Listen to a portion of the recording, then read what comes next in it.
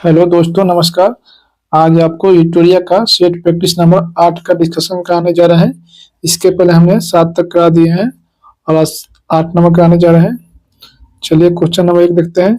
कश्मीर घाटी एवं डल झील किन दो हिमालयों के मध्य स्थित है? तो ये हो जाएगा विदर्भ हिमालय और फिर पंजाल के थे। कश्मीर घाटी जो है एवं डल झील किन दो हिमालयों के मध्य स्थित है? तो विदर्भ हिमालय थे। अगला क्वेश्चन देखते हैं 2 नंबर क्वेश्चन बोल रहा है कि पाठभूमि स्थलाकृति जो है विशेषता है किसकी? तो ये हो जाएगा छोटा नागपुर पठार की। छोटा नागपुर पठार की विशेषता है पाठभूमि। पाठभूमि क्या होता है? छोटा नागपुर के विभिन्न ऊंचाइयों के पठारों की एक श्रृंखला का निर्माण करता है, जिसमें मध्य पश्चिमी भाग के लगभग सर्वोत्तम ऊंचाई के क्षेत्र को पाठभूमि कहते हैं। अगला क्वेश्चन देखते हैं 3 नंबर क्वेश्चन है। सूची 1 को सूची 2 से मिलान करना है। नदी घाटी परियोजना है, किस बांध पे बना है? कि कौन सी घाटी परियोजना है, किस नदी बना है? तो ये रिहंद जो परियोजना है वो रिहंद नदी पे है। रिहंद परियोजना रिहंद नदी पे। नागार्जुन परियोजना जो है कृष्णा नदी पे। पोचम पात जो परियोजना है गोदावरी नदी पे। माता टीला बहुउद्देशीय परियोजना जो है बेतवा नदी पे। तो ये मिलान कीजिएगा तो ऑप्शन इसका डी आएगा। 3 का डी आएगा आंसर। 4 number question. दोमट मिट्टी उसे कहते हैं जिसमें क्या होता है? इसमें मृत्तिका बालू गाद का अनुपात बराबर होता है। तो इसका आंसर सी हो जाएगा। भारत के किस राज्य में सागौन वन का अधिकतम संकेंद्रण है? भारत के किस राज्य में सागौन वन का अधिक संकेंद्रण है? तो ये हो जाएगा मध्य प्रदेश। मध्य प्रदेश में जो है सागौन का अधिक मतलब मात्रा में वहां पे पेड़ लगाया जाता है। सागौन एक उष्णकटिबंधीय पतझड़ वन है। ठीक है। अगला क्वेश्चन 6 नंबर का रहा है क्वेश्चन। भारत में गेहूं के 3 अधिकतम उत्पादक राज्यों का सही अवरोही क्रम है। मतलब अवरोही में क्या होता है? बढ़ते से कम, मतलब ज्यादा से कम में से जाना है। तो सबसे अधिक जो है उत्तर प्रदेश में, सबसे अधिक जो है उत्तर प्रदेश, मध्य प्रदेश और पंजाब, 3 स्टेट में सबसे अधिक गेहूं उत्पादन होता है। और हेक्टेयर में पूछ जाएगा तो पंजाब हो जाएगा। ठीक है, इसका आंसर ए हो जाएगा। 7 नंबर 6 हो गया। 7 नंबर आते हैं।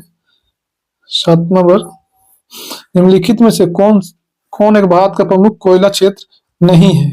तो इसमें से हो जाएगा कौन सा पूछ रहा है कि कोयला क्षेत्र नहीं है? तो कोडरमा जो है कोयला क्षेत्र नहीं है। कोडरमा क्या है? कोडरमा जो है अवरक उत्पादन में महत्वपूर्ण भूमिका निभाता है, मतलब ज्यादा मिलता है यहाँ पे। रानीगंज, जरिया और बोकारो ये कोयला के प्रमुख क्षेत्र है। तो कौन नहीं पूछ रहा है? तो कोडरमा हो जाएगा। कोडरमा में अवरक उत्पादन होता है। अगला क्वेश्चन। भारत में सर्वाधिक नगरीकृत राज्य निम्नलिखित में से कौन सा है? तो ये गोवा हो जाएगा। सबसे अधिक नगरीकृत राज्य गोवा हो जाएगा। 9 नंबर क्वेश्चन है। सूची 1 को सूची 2 से मिलान करना है।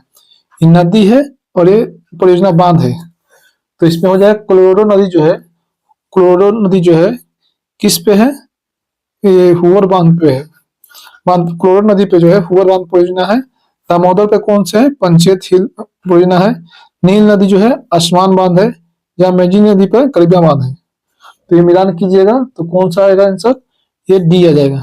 डी इसका आंसर आ जाएगा।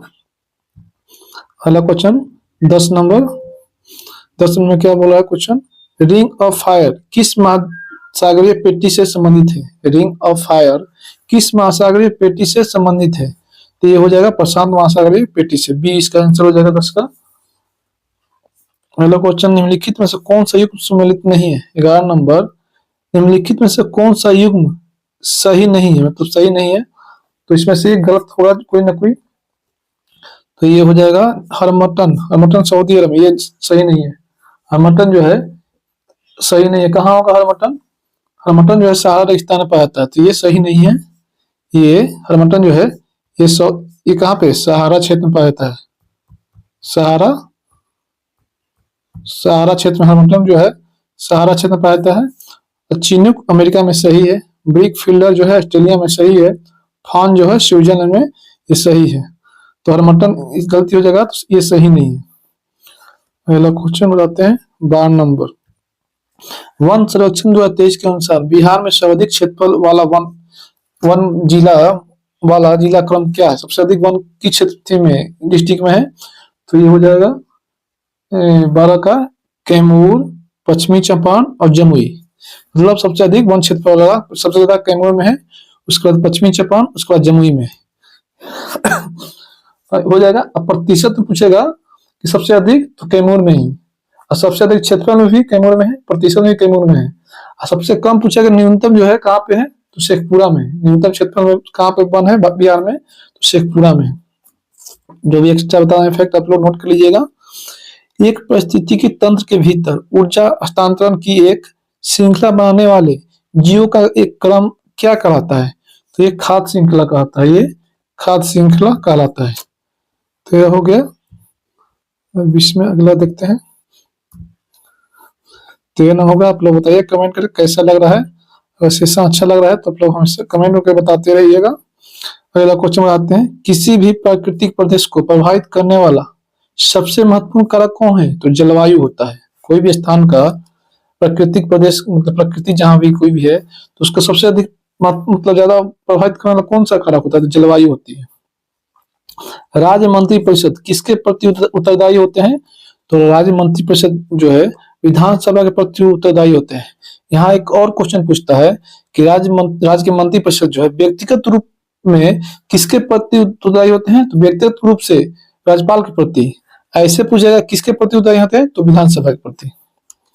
अगला क्वेश्चन बताते हैं 16 नंबर। 16 में क्या क्वेश्चन बोला है, एक व्यक्ति ग्राम पंचायत की सदस्यता के लिए चुनाव लड़ना चाहता है, उसकी उम्र क्या होनी चाहिए? उसकी उम्र 21 वर्ष से ऊपर होनी चाहिए।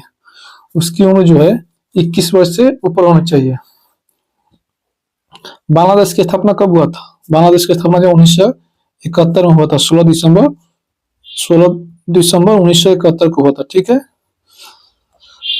ध्यानचंद ट्रॉफी किससे संबंधित है? ध्यानचंद ट्रॉफी किससे संबंधित है? ध्यानचंद ट्रॉफी जो है हॉकी से संबंधित है।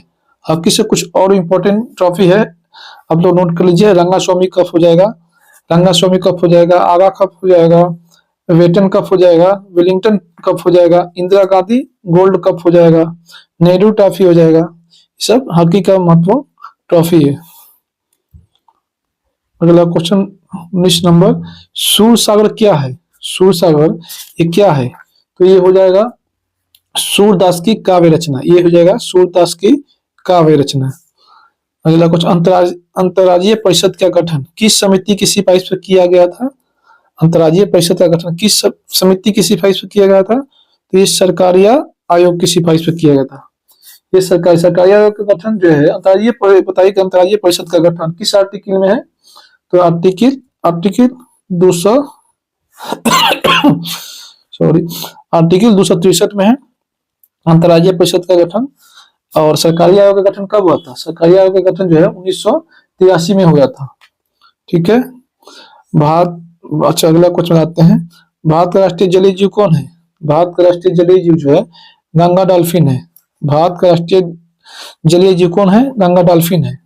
और कुछ राष्ट्रीय है बता देते हैं। राष्ट्रीय ध्वज तिरंगा है, राष्ट्रीय चिन्ह अशोक स्तंभ है, राष्ट्रीय गान जन गण मन है, राष्ट्रीय गीत वंदे मातरम है, राष्ट्रीय पशु बाघ है, राष्ट्रीय फूल कमल है, राष्ट्रीय फल आम है, राष्ट्रीय पक्षी मोर है, राष्ट्रीय मुद्रा रुपया है। तो ये सब एक्स्ट्रा जो बता रहे हैं आप लोग नोट कर लीजिएगा यहीं पर पीडीएफ में से। संविधान सभा के सदस्यों द्वारा संविधान पर हस्ताक्षर कब किया गया? संविधान सभा के सदस्यों के द्वारा संविधान पर हस्ताक्षर कब किया गया? तो ये 1950 में किया गया। कब? 24 दिसंबर 1950 को किया गया। ठीक है। तो संविधान पर हस्ताक्षर हुआ उस समय सदस्य कितने थे टोटल? तो 284। ठीक है। और संविधान सभा द्वारा जो राष्ट्रीय ध्वज को कब अपनाया गया? तो 22 जुलाई 1947 को। और राष्ट्रगीत और राष्ट्रगान को कब अपनाया गया? संविधान सभा द्वारा राष्ट्रगीत और राष्ट्रगान को कब अपनाया गया? तो 24 जनवरी 1950 को। भारत ने राष्ट्रमंडल की सदस्यता कब ली थी? तो 1949 में। 23 नंबर, सरकार के वित्तीय खर्च पर अंतिम टिप्पणी कौन करता है? सरकार के वित्तीय खर्च पर अंतिम टिप्पणी कौन करता है? तो इसका हो जाएगा 23 का सी नियंत्रक और महालेखा परीक्षक। नियंत्रक और महालेखा परीक्षक का जो चर्चा कितने में है आर्टिकल में है? आर्टिकल 41 में, 148 में है, 148 से 51 तक इस बार नियंत्रक के बारे में चर्चा है। अभी कौन है नियंत्रक महालेखा परीक्षक? अभी अभी वर्तमान में नियंत्रक महालेखा परीक्षक कौन है? आप लोग कमेंट करके बताइएगा। इसका काम क्या है? नियंत्रक महालेखा परीक्षक काम है, इसका काम है जो है वित्त मंत्रालय के व्यय विभाग में महालेखा नियंत्रक भारत सरकार का प्रधान लेखा सलाहकार के रूप में काम करता है। ठीक है, अगला क्वेश्चन बताते हैं। भारत के नियंत्रक महालेखा परीक्षक को उसके पद जो है हटाने की प्रक्रिया किसके समान है? भारत के नियंत्रक एवं महालेखा परीक्षक को उसके पद से हटाने की प्रक्रिया किसके समान है? इसमें जो ऑप्शन है उसके मतलब उसमें से एक चुनना, किसके समान जो है उसका पद हटाने का है। तो 24 का जो है सी, उच्चतम न्यायालय के न्यायाधीश के समान है। मतलब जैसे उच्चतम न्यायालय के न्यायाधीश को हटा सकते हैं, वैसे ही भारत के मतलब नियंत्रक महालेखा परीक्षक को भी हटा सकते हैं। अगला क्वेश्चन आते हैं 25 नंबर है, किस संवैधानिक संशोधन अधिनियम के द्वारा राष्ट्रपति के लिए संवैधानिक संशोधन विधेयक पर सहमति देना अनिवार्य कर दिया गया? 24वां संविधान संशोधन द्वारा। 24वां संविधान संशोधन द्वारा क्या हुआ कि राष्ट्रपति के लिए संवैधानिक संशोधन अधिनियम पर सहमति देना अनिवार्य कर दिया गया। संविधान संशोधन आर्टिकल कितना में है? तो 368 में है संविधान संशोधन। संविधान संशोधन की प्रक्रिया कहां से लिया गया है? तो साउथ अफ्रीका से लिया गया। अगला क्वेश्चन, सामाजिक मूल्यों को आत्मसात करने की प्रक्रिया को क्या कहते हैं? तो सामाजिकरण कहते हैं। सामाजिक मूल्यों के आत्मसात करने की प्रक्रिया को सामाजिकरण कहते हैं। भारत में जल प्रदूषण की रोकथाम और नियंत्रण अधिनियम किस वर्ष पारित किया गया? तो जल प्रदूषण रोकथाम नियंत्रण अधिनियम जो है भारत में ये 1974 में किया गया। 1974 में किया गया। और वायु प्रदूषण रोकथाम अधिनियम 81 में जो क्या किया गया? वायु वाला किया गया। वायु प्रदूषण अधिनियम जो किया गया। 86 में पर्यावरण संरक्षण अधिनियम हुआ था। अब 72 में क्या हुआ था? वन जीव संरक्षण अधिनियम पारित हुआ था।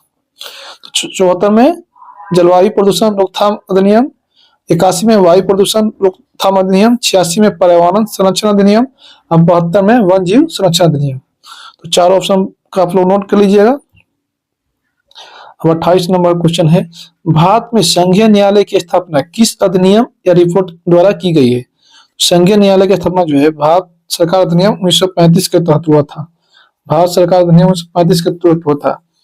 ठीक है, इसमें क्या हुआ था? इसके द्वारा एक संघीय न्यायालय की स्थापना की गई थी। कब की गई थी? 1937 में। 1937 में क्या था? इस अधिनियम के तहत भारत सरकार अधिनियम 1935 के तहत जो है 1937 में एक क्या किया गया था? एक संघीय न्यायालय की स्थापना की गई थी। और सबका बताते हैं 1909 का। 1909 के बारे में क्या है? 1909 के बारे में ये 1909 में 1909 में माले मिंटो सुधार है। 1909 में जो है माले मिंटो सुधार किया गया। इसमें क्या है?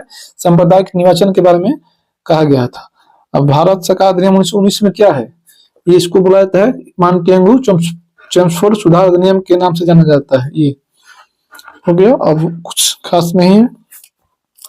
अगला क्वेश्चन 29 नंबर, राज्यसभा के सदस्यों के चुनाव की प्रक्रिया ग्रहण कहाँ से ली गई है? राज्यसभा के सदस्यों की चुनाव की प्रक्रिया कहाँ से लिया गया? तो राज्यसभा के सदस्यों के तो ये दक्षिण अफ्रीका के संविधान से लिया गया है। दक्षिण अफ्रीका से एक और चीज लिया गया, क्या? संविधान संशोधन। संविधान संशोधन की प्रक्रिया में दक्षिण अफ्रीका से ही लिया गया था। दक्षिण में दो चीज, राज्यसभा के सदस्यों का निर्वाचन और संविधान संशोधन, दो चीज दक्षिण अफ्रीका से लिया गया। जापान से क्या लिया गया? विधि द्वारा स्थापित प्रक्रिया कहाँ से लिया गया? जापान से लिया गया। ठीक है, अमेरिका से क्या लिया गया? अमेरिका से तो प्रस्तावना लिया गया, मौलिक अधिकार लिया गया, न्यायिक पुनर्लोकन लिया गया, संविधान की सर्वोच्चता लिया गया है, और राष्ट्रपति के निर्वाचन हो गया। राष्ट्रपति के पद निर्वाचित एवं उपराष्ट्रपति पर महाभियोग भी लिया गया है। उच्चतम न्यायालय उच्च न्यायालय के न्यायाधीशों को हटाने की प्रक्रिया लिया गया। इस सब हो कहाँ से? अमेरिका से लिया गया। आयरलैंड से क्या लिया गया? नीति निर्देशक तत्व का सिद्धांत, राष्ट्रपति के निर्वाचन मंडल की व्यवस्था, राष्ट्रपति द्वारा राज्यसभा में जो 12 सदस्यों को मनोनीत किया जाता है कला सहित विज्ञान के क्षेत्र में सभी, तो इसमें कहां से लिया गया प्रावधान? 12 सदस्यों को जो चुनते हैं राष्ट्रपति जो है राज्यसभा से, तो वो आयरलैंड के संविधान से लिया गया है। 30 नंबर जो है ऑप्शन है क्वेश्चन, भारत में वरीयता का सही क्रम क्या है? भारत में वरीयता का सही क्रम क्या है? तो इस सबसे आपको ऑप्शन बताते हैं। सबसे पहले राष्ट्रपति होता है। ठीक है, सबसे पहले राष्ट्रपति होता है, उसके बाद उपराष्ट्रपति होता है, उसके बाद प्रधानमंत्री होता है, उसके बाद अपने राज्य के पूर्व राज्यपाल होते हैं, ठीक है, अपने राज्यों के राज्यपाल। तो राष्ट्रपति पहला क्रम होता है, उपराष्ट्रपति होता है, प्रधानमंत्री अपने राज्यों का राज्यपाल होता है। तो ऑप्शन में क्रम देखिएगा तो सी हो जाएगा, राष्ट्रपति, उपराष्ट्रपति, प्रधानमंत्री।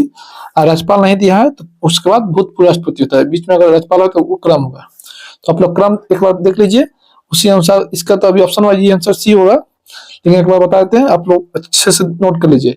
राष्ट्रपति, उपराष्ट्रपति, प्रधानमंत्री, अपने राज्यों के राज्यपाल चौथे क्रम में, पांचवें में पूर्व राष्ट्रपति या उप प्रधानमंत्री, छठे क्रम में भारत के मुख्य न्यायाधीश या लोकसभा अध्यक्ष छठे क्रम में, सातवें में संघ के कैबिनेट मंत्री या अपने राज्यों के मुख्यमंत्री या उपाध्यक्ष नीति आयोग के या पूर्व प्रधानमंत्री, ये क्या सातवें क्रम में। आठवें क्रम में भारत रत्न अलंकृत जो प्राप्त करता है उसको 8वें नंबर पर भारत वरीयता दिया गया। ठीक है, तो अगला क्वेश्चन बताते हैं आपको। 31 में क्या है, 31 में जो है संसद में प्रथम लोकपाल बिल कब पेश किया गया। संसद में प्रथम लोकपाल बिल जो कब पेश किया गया था, तो 1968 में पेश किया गया था, 68 में पेश किया गया था संसद में प्रथम बार लोकपाल बिल। मौलिक अधिकार का उल्लंघन क्या है, इनमें से मौलिक अधिकार का उल्लंघन क्या है, तो ये हो जाएगा न्यूनतम मजदूरी न देना, ये मौलिक अधिकार का उल्लंघन है। ठीक है, कुछ और चीज है, आर्टिकल 21 में जो है कुछ और मौलिक अधिकार की चर्चा कितने आर्टिकल में, मौलिक अधिकार की चर्चा जो है भाग 3 में, भाग 3 में आर्टिकल 12 से 35 तक है मौलिक अधिकार। अगला क्वेश्चन 33 नंबर, इसमें क्या क्रम है, निम्नलिखित में यात्री के आने का क्रम है, तो इसमें क्या हो जाएगा पहले इसमें क्या हो जाएगा, इसमें एक मिनट, इसमें क्रम से जाना है, इसमें निम्नलिखित में से क्रम क्या होगा इसका, एक क्रम हो जाएगा यात्री जो किस क्रम में भारत आए थे, तो पहले फैयान हो जाएगा, उसके बाद हेनस्वांग आ जाएगा, उसके बाद तामासुर हो जाएगा। ठीक है, इससे क्रम में आए थे लोग। अगला कुछ बताते हैं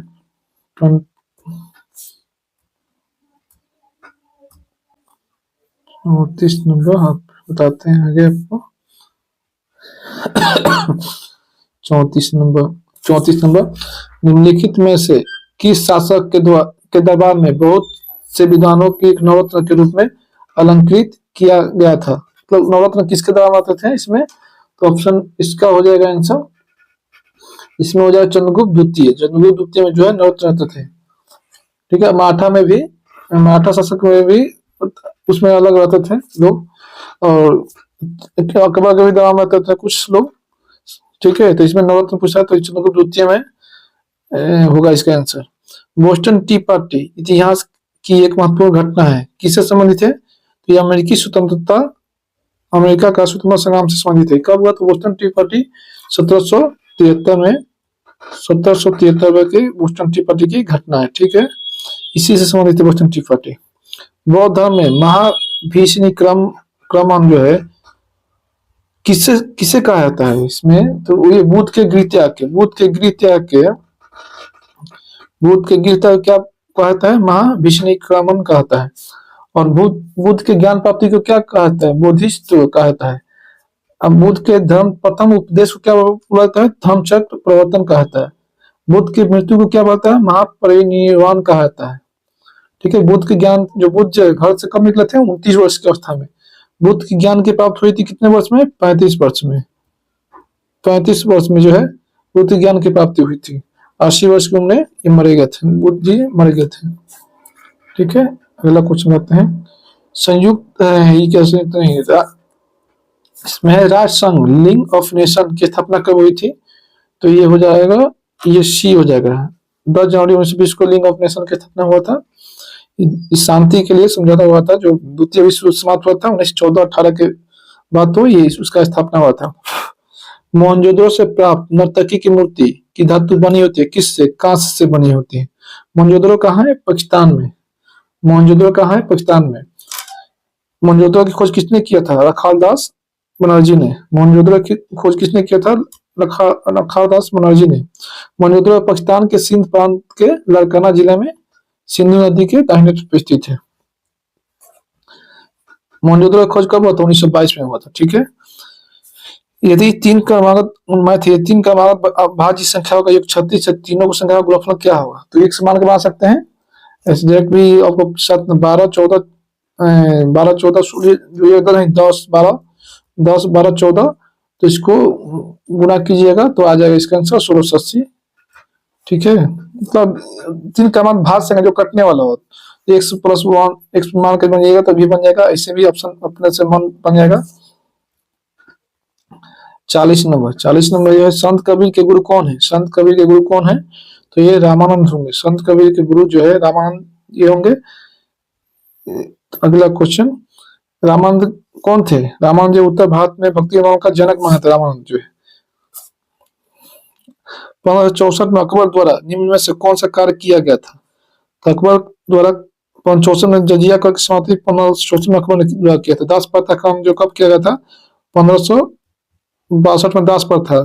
तीर्थ यात्रा जो है 1563 में तीर्थ इबादत खाना की स्थापना कब हुआ था? 1575 में। 1575 में इबादत खाना की स्थापना। दास प्रथा का अंत कब किया गया था? 62 में। तीर्थ यात्रा 63 में। जजिया कर 64 में। अगला क्वेश्चन बताते हैं 42 नंबर, विजयनगर समाज के इतिहास जानने के लिए निम्न में से किस पुस्तक के स्रोत के रूप में लिया जाता है? तो इनमें सभी हो जाएगा। इनमें सभी हो जाएगा।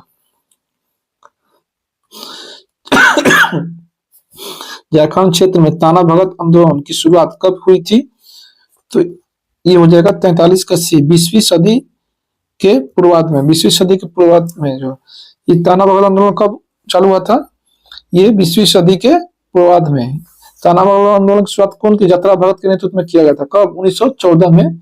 गुमला जगह है झारखंड में, वहीं से हुआ। अगला 44 नंबर बताते हैं हमको,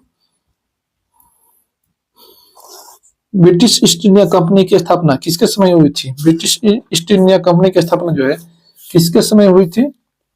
तो एलिजाबेथ प्रथम समय हुआ था। ब्रिटिश ईस्ट इंडिया कंपनी की स्थापना जो है एलिजाबेथ प्रथम समय हुआ था। भारत में शासन करने वाले के क्रम, शासकों का सही क्रम है जो ऑप्शन दिया उसी हिसाब से बनाना। ऑप्शन दिया उसमें चूज करके, तो इसका हो जाएगा बी हो जाएगा। पहले चार हो जाएगा इल्तुतमिश, उसके बाद अलाउद्दीन खिलजी, उसके बाद शेरशाह सूरी, उसके बाद अकबर।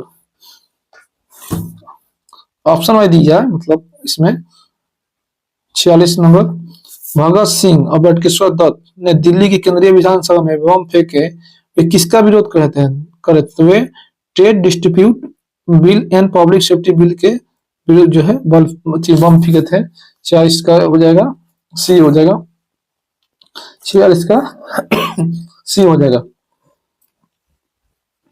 सन 1931 में बिहार समाजवादी पार्टी का गठन किसने किया था? सन 1931 में बिहार समाजवादी पार्टी का गठन किसने किया था? तो ये फूलन प्रसाद वर्मा, रामविश बेनीपुरी और गणेश शंकर सिन्हा, तीनों हो जाएगा। तो सभी हो जाएगा इसका आंसर। 48 नंबर बताते हैं, 20 फरवरी 1947 को प्रधानमंत्री एटली ने भारत से ब्रिटिश शासन को कब समाप्त वापस लेने की घोषणा की थी? तो जून 2048 तक। जून 1948 तक समाप्त करने की, मतलब वापस लेने की, जिससे वापस ले लीजिए जो भी शासन कर रहे थे भारत में वो चले आएंगे जून 1948 तक। जून 1948 तक, सॉरी बताते फिर से, 20 में है 48 नंबर। 20 फरवरी 1947 को प्रधानमंत्री एटली ने भारत से ब्रिटिश शासन को कब तक वापस लेने की घोषणा किए थे? जून 1948 तक। किसने स्वदेशी आंदोलन की प्रेरणा हेतु भारत माता की पेंटिंग बनाई थी? तो ये रविन्द्रनाथ टैगोर हो जाएगा। ये रविन्द्रनाथ टैगोर हो जाएगा। 50 नंबर क्वेश्चन है, यह किसने कहा कि क्रांतिकारियों का उद्देश्य आतंकवाद नहीं अपितु क्रांति, और क्रांति का उद्देश्य भारत में राष्ट्रीय सरकार की स्थापना? तो ये सुभाष चंद्र बोस ने कहा था। ये सुभाष चंद्र बोस ने कहा था। सुभाष चंद्र बोस ने जो है कांग्रेस के 2 बार अध्यक्ष किया था। 1938 में हरिपुरा अधिवेशन, 1939 में त्रिपुरी अधिवेशन, 2 बार अध्यक्ष। 1939 में ही फॉरवर्ड ब्लॉक की स्थापना सुभाष चंद्र बोस ने किया था। अगला क्वेश्चन 51, नगद आरक्षित अनुपात को कम करने से अर्थव्यवस्था पर पर इसका निम्नलिखित पर क्या प्रभाव पड़ेगा? इसका क्या प्रभाव पड़ेगा? तो ये हो जाएगा, सब हो जाएगा इसमें से।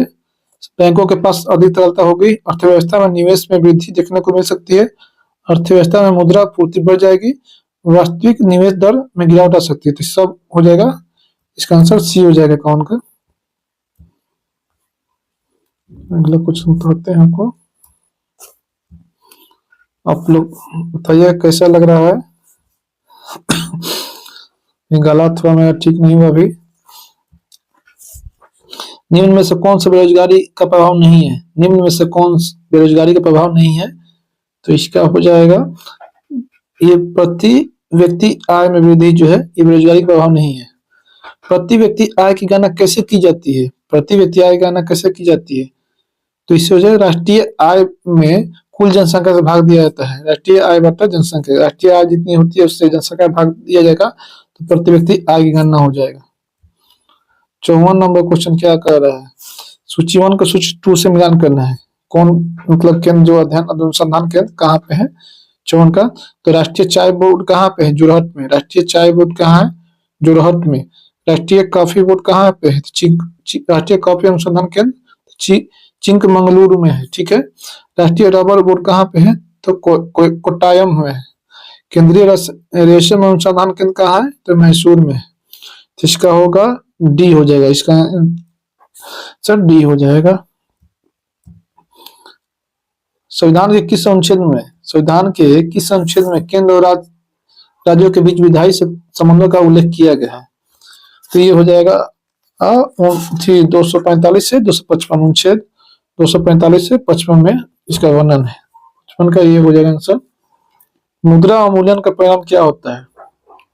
इसमें निर्यात में वृद्धि होती है, भुगतान संतुलन में सुधार होता है। इसमें निर्यात में वृद्धि होती है, भुगतान संतुलन में सुधार होता है। इसका बी आंसर हो जाएगा। रॉबिनहुड प्रभाव निम्नलिखित में से किससे संबंधित है? तो ये हो जाएगा आय पुनः वितरण से, आय पुनः वितरण से हो जाएगा। दाब की, अगला क्वेश्चन है 58 नंबर पूछ रहा है कि दाब की इकाई क्या है? दाब की इकाई क्या है? तो न्यूटन प्रति वर्ग किलोमीटर, न्यूटन प्रति वर्ग किलोमीटर हो जाएगा। धूप चश्मे के लेंस में किस कांच का प्रयोग होता है? धूप के चश्मों के लेंस में किस कांच का उपयोग होता है? तो ये हो जाएगा क्रूक्स कांच का। फ्लिंट कांच का प्रयोग कहाँ होता है? तो दूरबीन के लेंस और विद्युत बल्ब बनाने में फ्लिंट कांच का उपयोग होता है। प्रकाशीय कांच का उपयोग कहाँ होता है? तो ये हो जाएगा सूक्ष्मदर्शी टेलीस्कोप बनाने में। और पाइरेक्स कांच का जो है प्रयोगशाला में, पाइरेक्स कांच का उपयोग जो है प्रयोगशाला में होता है। अगला क्वेश्चन बताते हैं 60 नंबर। निम्नलिखित में कौन सा क्वेश्चन सत्य है चुनना है? किसी वस्तु का द्रव्यमान समान रहता है जबकि स्थान के अनुसार भार बदलता है। तो पहले ही सही होगा, तो ये तीनों पक्का गलत होगा, ये तीनों भी गलत हो जाएगा ना। किसी वस्तु का द्रव्यमान समान रहता है, कहीं भी ले जाए भले उसका भार बदलते रहता है लेकिन द्रव्यमान समान ही रहता है। पहले ही सही हो गया, तो तीनों गलत हो जाएगा। अगला क्वेश्चन बताते हैं। अगला क्वेश्चन 61 नंबर। निम्नलिखित में कौन सा असत्य है? इसमें असत्य चुनना है। तो ये हेलिना जो स्कॉर्पियन सैनिक की पनडुब्बी, ये गलत है, तो पहले ही गलत है। बाकी बराक जो है 8 जो है सरफेस टू एयर मिसाइल है, सही है। पिनाका रॉकेट है, सही है। चीनूक जो हल्के प्रयास, सही है। हेलिना क्या है? हेलिना जो भारत में विकसित टैंक रोधी मिसाइल है। हेलिना जो है भारत में विकसित जो है टैंक रोधी, टैंक को मतलब विनाश करने के लिए हेलिना एक क्या है? टैंक मिसाइल है, टैंक रोधी मिसाइल। स्कॉर्पियन सैनिक पनडुब्बी ये अलग चीज है, ये अंदर रहता है। स्कॉर्पियन सैनिक पनडुब्बी जल के लिए है। ट्रांसफार्मर प्रयुक्त होता है किस, मतलब क्या, मतलब ट्रांसफार्मर का कार्य क्या है? ट्रांसफार्मर का कार्य है जो है उच्च एसी वोल्टेज को घटाने या बढ़ाने में। तो उच्च एसी वोल्टेज को निम्न एसी वोल्टेज में, निम्न एसी वोल्टेज को उच्च एसी वोल्टेज में मतलब एसी को घटाने, कह सकते हैं कि एसी वोल्टेज को बढ़ाने या घटाने का प्रयोग में होता है ट्रांसफार्मर का। अगला क्वेश्चन 63 नंबर। निम्न में से कौन सा विकल्प सही है? तो एक अर्ग मतलब 10 के पावर 7 जूल होता है। 1 इलेक्ट्रॉन वोल्ट 1.6 इंटू 10 के पावर -19 जूल हो जाएगा। 1 कैलोरी पावर 4.186 जूल। तो इनमें सभी हो जाएगा आंसर, सभी हो जाएगा। 64 नंबर। 64 नंबर, निम्नलिखित में से कौन सा विद्युत चुम्बकीय तरंग का गुण नहीं है? कौन सा विद्युत चुम्बकीय तरंग का गुण नहीं पूछ रहा है? तो विद्युत चुम्बकीय तरंगें व्यतिकरण तथा विवर्तन नहीं दिखाती है, तो ये गलत चुना है, तो ये गलत हो जाएगा, दिखाती है इसमें, ठीक है, ये गलत हो जाएगा। और सब सही पढ़ लें कि काम आ जाएगा। विद्युत तथा चुम्बकीय क्षेत्र एक दूसरे के लंबवत होते हैं। विद्युत चुम्बकीय तरंगे अनुप्रस्थ तरंगे होती हैं। विद्युत चुम्बकीय तरंगे को आगे बढ़ाने के लिए किसी माध्यम की आवश्यकता नहीं होती है। तो तीनों आप लोग याद कर लीजिएगा। अगला question 65 number, alpha beta gamma को उनकी भेदन शक्तियों के आधार पर अवरोही क्रम में सजाए। अल्फा बीटा गामा को उनकी भेदन शक्तियों के आधार पर अवरोही क्रम में सजाए। सबसे पहले ज्यादा भेदन क्षमता गामा का होता है, उसका बीटा का, उसके बाद अल्फा का। 20 का आंसर हो जाएगा। 66 नंबर, एक वस्तु को एक उत्तल लेंस के अक्ष पर उसके फोकस F1 और प्रकाशीय केंद्र 0 के बीच स्थित एक बिंदु पर रखा जाता है। नियमित प्रतिबिंब कहाँ होगा? नियमित सी के पास होगा। आभासी और मतलब कैसा होगा नियमित प्रतिबिंब? आभासी और बड़ा होगा। सबका अलग अलग होता है, जैसे कई अनंत बनता है, F2 पे होती है तो वास्तविक का बहुत छोटा या उल्टा बनता है। अगर 2F1 पे पड़ता है तो F2 और 2F के बीच होता है, उसका अलग वास्तविक का छोटा तथा उल्टा बनता है। सबका अलग अलग जगह पे अलग अलग बनता है। निम्नलिखित में से कौन सम्मिलित नहीं है इसमें? तो इसका हो जाएगा सिरका जो है सिट्रिक अम्ल सही है। संतरा जो है फॉर्मिलिक अम्ल, ये गलत है। फॉर्मिलिक अम्ल जो है चिट्टी में होती है, चिट्टी में फॉर्मिलिक अम्ल चिट्टी में आता है। संतरा में क्या हो जाएगा? संतरा में जो है साइट्रिक अम्ल होता है, ठीक है, साइट्रिक अम्ल संतरा में होता है। इमली में टार्टरिक अम्ल होगा, सही है। टमाटर में अर्जेलिक अम्ल, सही है। तो गलत चुनना है, तो संतरा में फॉर्मिलिक नहीं होता है। संतरा किस में होता है? तो सिट्रिक अम्ल में, साइट्रिक अम्ल में पाया जाता है संतरा। फॉर्मिलिक अम्ल जो है चिट्टी में पाया जाता है।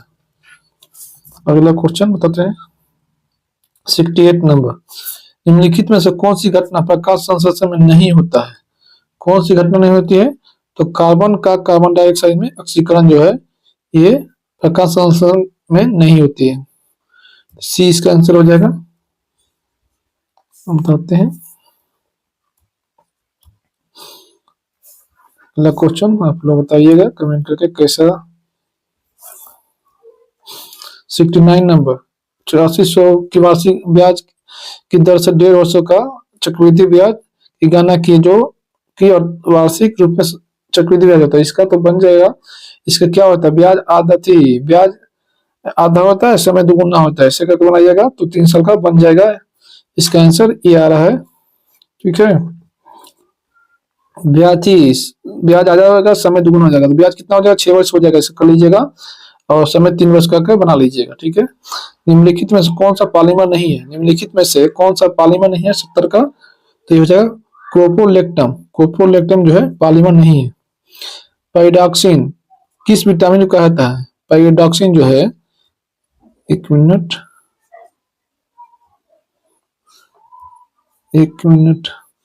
पाइरोडॉक्सिन जो है किस विटामिन को कहता है? तो विटामिन B6 को, विटामिन B6 को जो है पाइरोडॉक्सिन कहता है। डी को कहा कहता है? तो कैल्सिफेरॉल को कहता है, ठीक है। निम्नलिखित में से कौन सा कोशिका मानव शरीर की सबसे लंबी कोशिका है? तो ये तंत्रिका तंत्र जो है, भारतीय तंत्रिका तंत्र जो है मानव शरीर की सबसे लंबी कोशिका होती है। 72 का एक हो जाएगा। 73 नंबर बताते हैं, इसमें क्या, एक वयस्क मानव में समानतः कितने चवर्ण होते हैं, मोलर होते हैं? मोलर्स तो 12 होते हैं। दांत के बारे में बता रहे हैं। अगला क्वेश्चन बताते हैं 74 नंबर, इसमें मिलान करना है सूची 1 को सूची 2 से। तो इसका हो जाएगा जनन ग्रंथि जो है ये क्या हो जाएगा? जनन ग्रंथि जो है प्रोजेस्टेरोन होता है। पीयूष ग्रंथि जो है वृद्धि हार्मोन को नियंत्रित करता है।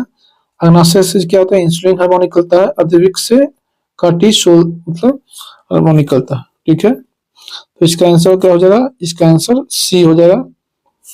एथलीट फुट बीमारी होता है, कैसे होता है? एथलीट फुट बीमारी जो है फफूंद कवक से होता है। यहाँ एक और क्वेश्चन पूछता है, एथलीट फुट जो है कवक से होता है। फुट एंड माउथ जो रोग होता है वो वायरस से होता है। फुट एंड माउथ जो है मवेशी में ही होता है, तो ये वायरस द्वारा होता है, foot and mouth. Athlete foot पूछेगा तो फफूंद द्वारा। बी इसका आंसर हो जाएगा। 76 नंबर क्या है? 76 में क्वेश्चन क्या पूछ रहा है कि निम्नलिखित में से कौन सा रूपांतरित रूपांतरित जो है इसमें से, तो ये आलू हो जाएगा, आलू रूपांतरित है। ये भी अवस्थी बन जाएगा। ये स्थिर जल में नाव का मैथ है। ये 6 किलोमीटर घंटा चल रहा है यदि एक व्यक्ति विपरीत दिशा में चला है तो ये 9 प्लस 6 कीजिएगा प्रति किलोमीटर 15 हो जाएगा। फिर धारा के अनुकूल जोड़ दीजिएगा, प्रतिकूल घटा दीजिएगा, ये सब निकालिएगा तो इसका ये आ जाएगा आंसर। मैथ बहुत इजी है। डायनेमो का कार्य क्या है? डायनेमो का कार्य क्या है? डायनेमो का कार्य जो है विद्युत ऊर्जा को यांत्रिक ऊर्जा में बदलना है। डायनेमो का कार्य जो है विद्युत ऊर्जा को यांत्रिक ऊर्जा में बदलना है। और कुछ बता देते हैं आपको। सॉरी 78 का डायनेमो का, सॉरी 78 का ये हो जाएगा ना। डायनेमो का कार्य जो है यांत्रिक ऊर्जा को विद्युत ऊर्जा में है। डायनेमो का कार्य जो है यांत्रिक ऊर्जा को विद्युत ऊर्जा में बदलना है। मोटर का कार्य पूछता है क्या आता है? मोटर का जो है विद्युत ऊर्जा को यांत्रिक ऊर्जा में, विद्युत ऊर्जा को यांत्रिक में किसका कार्य करता है? मोटर का। ठीक है, ये मोटर का काम जो है विद्युत ऊर्जा को यांत्रिक ऊर्जा में। रासायनिक ऊर्जा को विद्युत ऊर्जा में कौन करवा देता है? सेल करता है, मतलब बैटरी, सेल का काम है। ठीक है, रासायनिक ऊर्जा को विद्युत में सेल का काम होता है। विद्युत ऊर्जा को रासायनिक ऊर्जा में, विद्युत ऊर्जा को रासायनिक ऊर्जा में क्या हो जाएगा? सेल हो जाएगा। बल्ब को क्या होता है विद्युत ऊर्जा में? प्रकाश ऊर्जा में। अलग अलग हो जाएगा सब। डापलर प्रभाव के अनुसार जब स्रोत जो है प्रेक्षक की ओर चलता है तो क्या होता है? क्या होता है इसका? डापलर के अनुसार जब स्रोत प्रेक्षक की ओर चलता है तो क्या होता है? वो ये स्रोत से ज्यादा आवृत्ति मापता है, स्रोत से ज्यादा आवृत्ति मापता है। बी हो जाएगा। और सी के क्या हो जाएगा? सही कथन चुनना है इसमें। इसमें 80 का सही कथन चुनना है। तो लाल प्रकाश का तरंग दैर्घ्य बैंगनी से कम होता है। नहीं, गलत है, ये गलत हो जाएगा। एक मिनट, ये गलत हो जाएगा। लाल प्रकाश का तरंग दैर्घ्य बैंगनी से कम नहीं, तो लाल प्रकाश का तरंग दैर्घ्य हरे प्रकाश से ज्यादा होता था। हाँ, ये सही है। एक ही सही होगा इसमें, तो ये सही हो जाएगा आंसर। बी हो जाएगा। ओम का नियम के अनुसार यदि करंट आई बढ़ता है तो विभवांतर भी स्थिर रहता है तो क्या होगा इसमें? इसका जो है प्रतिरोध कम हो जाएगा। इसका आंसर होगा प्रतिरोध कम हो जाएगा।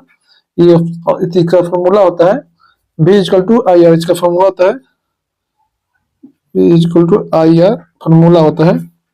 फॉर्मूला पे है 82 नंबर। 82 नंबर का हाल ही में भारत का पहला ऑयल पंप प्रसंस्करण जो इकाई निम्नलिखित में किस राज्य में स्थापित की गई है? तो ये अरुणाचल प्रदेश में, ये अरुणाचल प्रदेश में स्थापित की गई थी। मिशन पाम ऑयल के अंतर्गत पहला पाम ऑयल प्रसंस्करण जो है उद्घाटन किया गया। पीएम मोदी जी ने उद्घाटन किए थे। 83 नंबर, हाल ही में रेलवे बोर्ड की पहली महिला अध्यक्ष किसे नियुक्त की? तो जया वर्मा सिन्हा को पहली महिला जो है अध्यक्ष उस समय चुना गया था। अभी कोई दूसरा कोई है, जया वर्मा सिन्हा। अगला क्वेश्चन है 84 नंबर। हरित अमोनिया निर्यात के लिए समझौता भारत और किस देश के मध्य हुई? हरित अमोनिया निर्यात के लिए समझौता भारत और किस देश के मध्य हुआ था? तो ये हो जाएगा जापान के, भारत और जापान के मध्य हुआ था। 2004 में समझौता हुआ था। 85 नंबर क्वेश्चन क्या हो रहा है? 2025 में कितने व्यक्तियों को पद्म विभूषण प्रदान किया गया? 85 में क्वेश्चन पूछ रहा है 2025 में कितने व्यक्तियों को पद्म विभूषण पुरस्कार दिया गया? तो 7 व्यक्तियों को पद्म विभूषण दिया गया था। 19 को पद्म भूषण और 113 को पद्म श्री। टोटल 139 व्यक्ति को पुरस्कार दिया गया, पद्म पुरस्कार टोटल 139 को। 139 व्यक्ति टोटल को दिया गया। 7 आदमी को पद्म विभूषण, 19 आदमी को पद्म भूषण, 113 आदमी को पद्म श्री और 23 महिलाओं को दिया गया और 10 विदेशी नागरिक को दिया गया। ठीक है, और 13 व्यक्ति ऐसे दिए जो मर चुके हैं तो उनकी मृत्यु हो गई, उनको दिया गया। 13 मरणोपरांत व्यक्ति को दिया गया। विश्व एशियाई खेल जो है, विश्व एशियाई खेल 2026 में कहाँ जो आयोजित किया जाएगा? तो नयोगा कहाँ पे है? जापान में। विश्व एशियाई खेल जो है 2026 में कहाँ आयोजित किया जाएगा? तो जापान में। 21वां जो एशियाई खेल कहाँ आयोजित किया जाएगा? तो दोहा, कतर में। अगला बताते हैं 87 नंबर जो है, भारतीय ओलंपिक संघ की पहली महिला अध्यक्ष कौन बनी है? तो पीटी उषा बनी है। भारतीय ओलंपिक संघ की पहली महिला अध्यक्ष कौन बनी है? तो पीटी उषा बनी है। पीटी उषा बनी है। अब लास्ट कुछ 2 4 5 10 क्वेश्चन और है। EOS 08 मिशन को किस प्रक्षेपण यान से प्रक्षेपित किया गया है? तो ये हो जाएगा SSLV-D3 से प्रक्षेपित किया गया है। आइडियाज फॉर लाइफ पोर्टल किस मंत्रालय द्वारा शुरू किया गया है? तो ये हो जाएगा केंद्रीय पर्यावरण मंत्रालय द्वारा। ये अगला क्वेश्चन है 90 नंबर। इसमें ऑप्शन वाइज चुनना है। केंद्र सरकार ने कैमूर जिले में बिहार के दूसरे बाघ अभ्यारण्य को सैद्धांतिक मंजूरी दी है। ये सही है। राष्ट्रीय बाघ संरक्षण प्राधिकरण ने अपनी 12वीं बैठक के दौरान कैमूर वन्यजीव अभ्यारण्य को बाघ रिजर्व के रूप में नामित करने की सैद्धांतिक मंजूरी दी है। ये भी सही है। तो इसका आंसर 1 और 2 हो जाएगा। 44वां 45वां आसियान शिखर सम्मेलन 2024 का आयोजन कहाँ किया जाएगा? तो वियंतियाने में किया जाएगा। ऑप्शन ए हो जाएगा। अगला क्वेश्चन 92 नंबर क्या है? हाल ही में रक्षा मंत्रालय द्वारा अदिति योजना की शुरुआत की गई है। तो अदिति का पूर्ण विस्तार मतलब क्या है? तो ये हो जाएगा acting development innovative technology with iDEX. तो डी ऑप्शन हो जाएगा इसका। अगला question 93 number, world happiness index report जो है, भारत का स्थान क्या है? 118वां स्थान है। हैप्पी भारत खुशहाली में भारत 118वां स्थान है। 24 में 126 था, अभी 25 में 118 है। अगला क्वेश्चन जो है, क्रय मूल्य ज्ञात करना है। क्या एक पेन का इतना लाभ बचेगा? तो एकदम डायरेक्ट बना सकते हैं। 4 बाबा 100 पर 400 रुपये इसका आंसर आ जाएगा। ठीक है। मैथ कोई कम सिंपल मैथ है। कॉल ऑफ द गियर पुस्तक के लेखक कौन है? तो इसका हो जाएगा कॉल ऑफ द गियर पुस्तक के लेखक कौन है? तो ये हो जाएगा बी परिमल नाथवाणी हो जाएगा। 2025 में जितने भी बुक है आप लोग देख लीजिएगा, एग्जाम में उससे ज्यादा बाहर नहीं जाएगा। सज्जन का विपरीतार्थक शब्द क्या होता है? सज्जन का विपरीतार्थक शब्द क्या हो जाएगा? सज्जन का दूजन हो जाएगा। और इसका हो जाएगा 97 का निम्नलिखित में से भारतेंदु का सही संधि विच्छेद क्या है? भारतेंदु का सही संधि विच्छेद क्या है? तो इसका हो जाएगा भार जो इंदु हो जाएगा। डी इसका आंसर हो जाएगा। इसका जो है 98 नंबर जो है 98वां रीजनिंग है। इसमें क्या, इसमें भी सजाना ही 98वां रीजनिंग बन जाएगा। ए बी का भाई है, सी ए का पिता है। ए बी के भाई है, सी ए का पिता है। डी सी की बहन है, ई डी की माँ है। बी से कैसे संबंधित है? तो आप लोग बनाइएगा इसका। तो आंसर पोती होगा।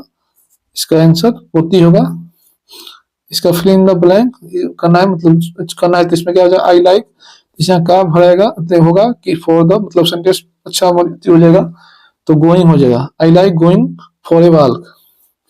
चूज द, इसका करना ट्रांसपेरेंट मतलब क्या होता है? पारदर्शी होता है। तो इसका क्या बोलना है? The word of given opposite बोलना है, उल्टा।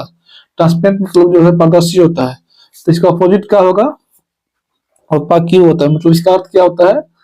इसका अर्थ जो होता है अपारदर्शी। इसका अर्थ होता है पारदर्शी, इसका होता है अपारदर्शी। ठीक है। विलोम शब्द अपोजिट वर्ड चुनना है। तो ये 100 कंप्लीट हो गया। आप लोग कमेंट करके बताइए कैसा लगा। मिलते हैं अगले वीडियो में, तब तक के लिए धन्यवाद। जय